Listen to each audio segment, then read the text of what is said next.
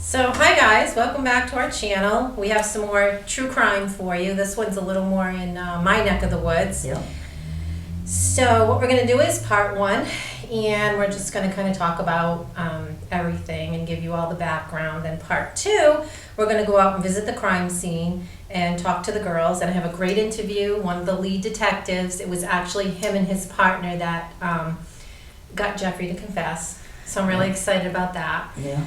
So, you ready? Let's do this. All right. So, Jeffrey Mailhot was a 33-year-old machinist from Woonsocket.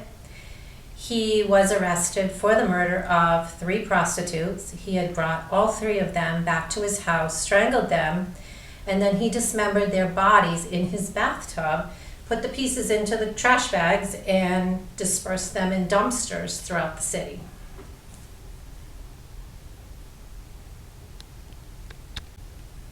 So Jeff was liked by his friends and coworkers. I mean, he wasn't a standout kind of guy, though. They say he was a big fan of wrestling. He even joined the gym so he could bulk up his own 5'3" frame. He had a Harley Davidson. He would like to ride with his fellow bikers on weekends. And he visited a local restaurant where every once in a while he would get up and sing heavy metal karaoke. Yep. All right, so Jeffrey had a girlfriend. She spoke really highly of him. Actually, I think she still writes to him in prison. She and he were together for a while. She did say that she's almost positive that he had obsessive compulsive disorder, or OCD, because everything in his apartment was just to the T. Even his bills that he put in his wallet, and when police went into the apartment, they said the same thing. His CDs were in order and alphabetized, and all of his clothes were folded just right inside of his drawers. So he definitely had OCD. He used to tell her all the time that he was depressed, and he would go 3 or 4 days and he would just lock himself in his apartment. He wouldn't talk to anybody, but he did leave a key outside so that friends could come in and check on him if they were worried about him. She also said that one evening she said to him, I'm really starting to fall for you. And he said, I can never love anyone. I'll always be alone. The other thing that I found kind of interesting was that when they were in bed, she would like for him to choke her, which was kind of weird because that was his thing, but she didn't know that. She didn't know anything about that specific part of him, but that was something that she liked, so I found that kind of odd.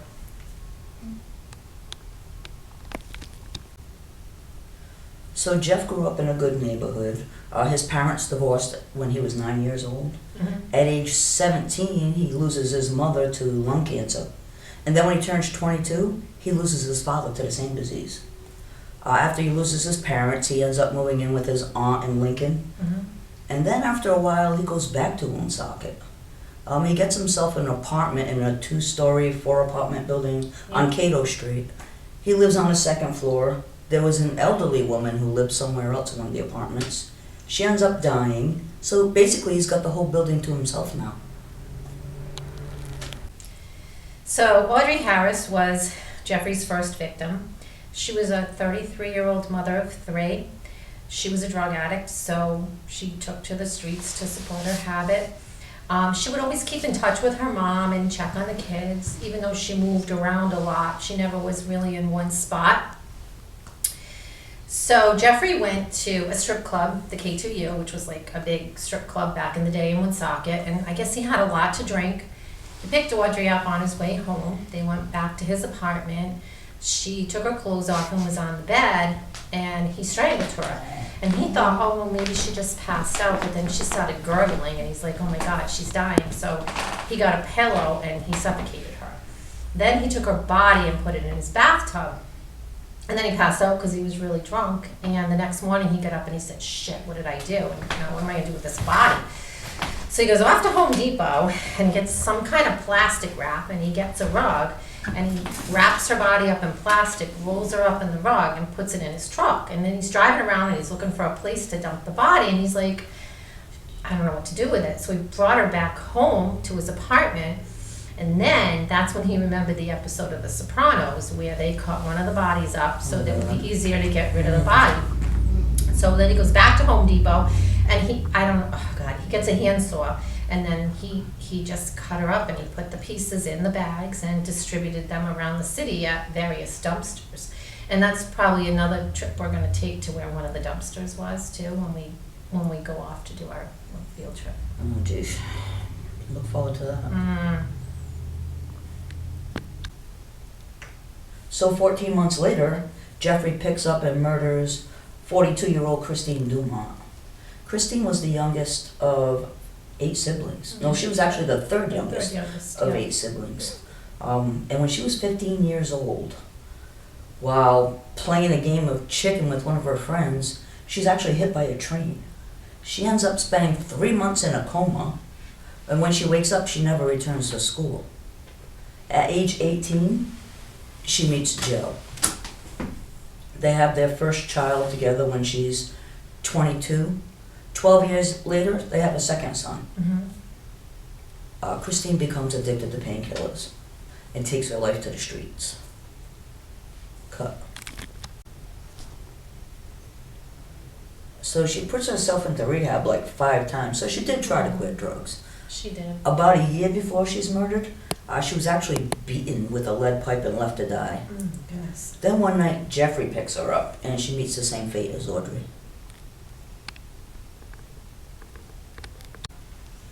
So 2 months later, Jeffrey murdered Stacy Goulet. She was a 22-year-old pregnant mother of 2. Stacy's parents had divorced when she was young. Her mother remarried, and the stepfather, I guess, adopted her, but she didn't really like him. So she would go back and forth between her aunt, and she would stay at her real dad's house sometimes. And then when she was 16, she met Steve, who was 22. They had 2 children together. They had a good life. I mean, you know, they loved to go to the beach, and she would always try to pick out the perfect shell. And I just want to cry. This is I feel so bad. So she would always try to pick out the perfect shell.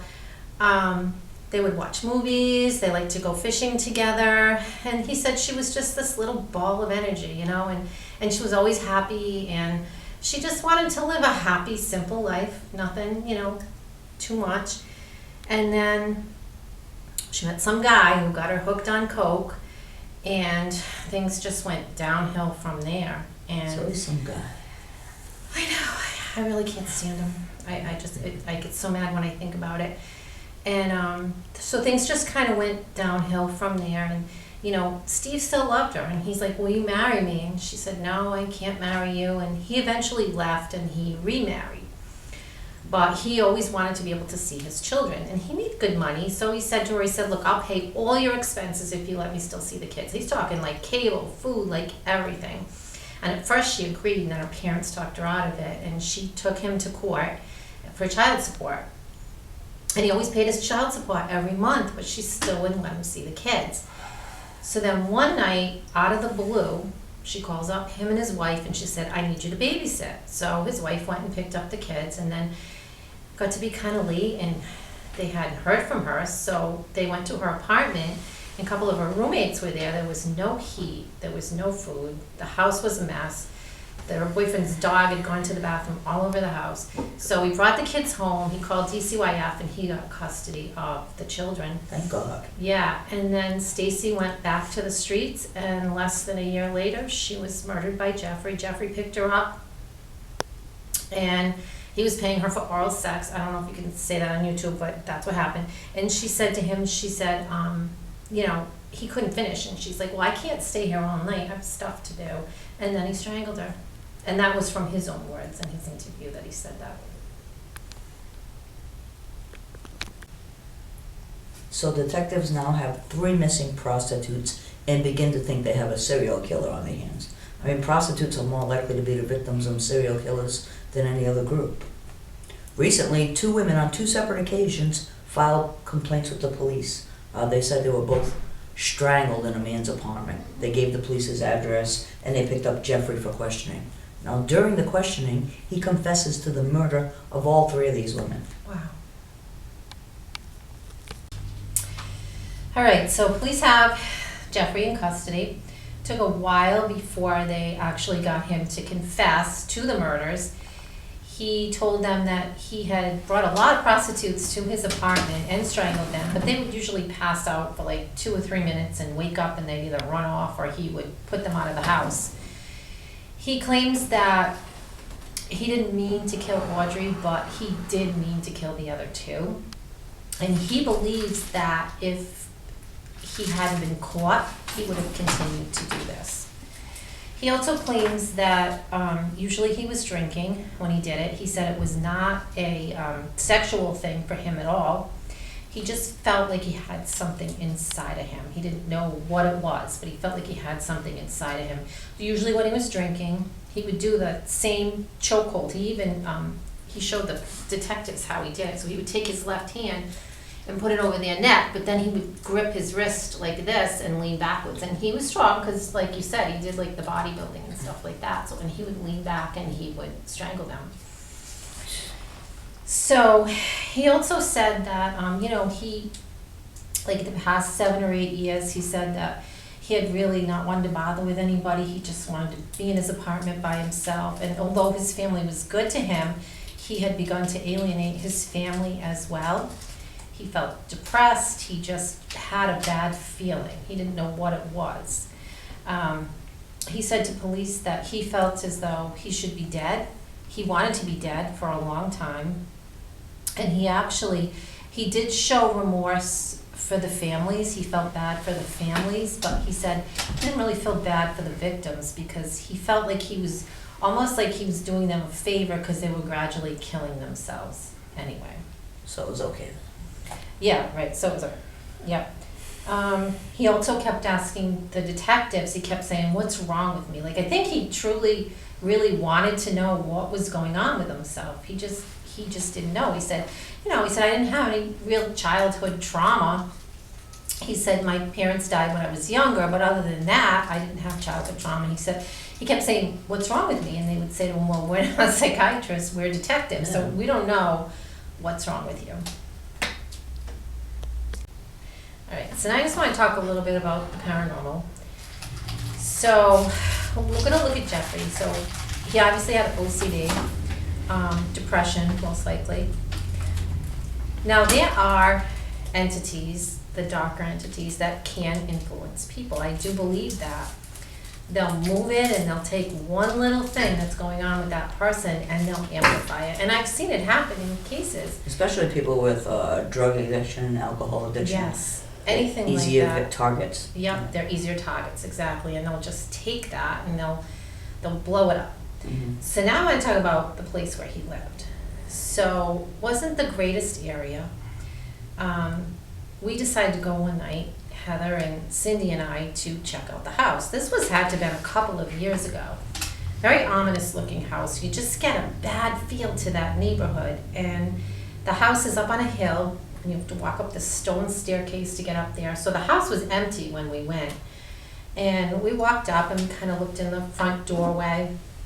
And I sat on the front porch and I saw a shadow figure flit down, a big shadow figure flit down the driveway out of the corner of my eye. And all I had with me was my voice recorder, so I did a little EVP session and I was looking in the front foyer. I said, little shadow man, do you have anything to say? And you hear this weird voice go, get out of here. Just like that. Get out of here. And then we went back over to the car on the street and we were watching the windows and we were taking pictures and you could see what looked like figures moving in the windows. And I said, I really feel like those girls, like those victims are still there. Yep, second floor his apartment was on. And that's where we saw the figures moving. What was the get out of here? Was that a male or a female? It was just a weird little voice like, get out of here. Couldn't tell. I couldn't tell. I would say male, probably. Mm-hmm. But that area, I hate to say it, but I had heard that there was an Indian burial ground there, and one of Laura's best friends moved over there, and she had had a few issues with depression, and she ended up taking her life. She moved right over near there. And my friend Bonnie one night sent me a message out of the blue. She said, Deb, you're never going to believe what happened in Jeffrey Mailhot's apartment. A girl overdosed in the bathtub. In the bathtub? In the bathtub, yes. So I just got a chill, guys. Yeah, I No, almost, yeah. I have it's- burning on my shoulder. Yeah, Yeah. it's creepy, and you guys will see when we take you there, because we're gonna go there for part 2. But it almost makes me wonder, you know, was he, I wish that I could talk to him, like, did he have these yearnings before he moved there? Or did this kind of happen after he moved there? So that makes you wonder. It's not the only case that we've done where it's a case of, oh, could it be the property affecting these people and the Right. actions that took place on the property? Exactly, yeah. So, for part 2, like I said, we're gonna, we got an interview with the lead detective, that's gonna be amazing. Score. Yeah. We're gonna take you over to, Cato Street, which is really creepy. And then maybe some other surprises, I don't know, we might have some other interviews up our sleeves, I don't know, I'm still Visit working the on that. monument for the girls. Visit the monument for the girls. So make sure you guys tune in to part 2, and make sure to subscribe to our channel, like and share if you can, that'd be great. And Please. bye guys. Bye.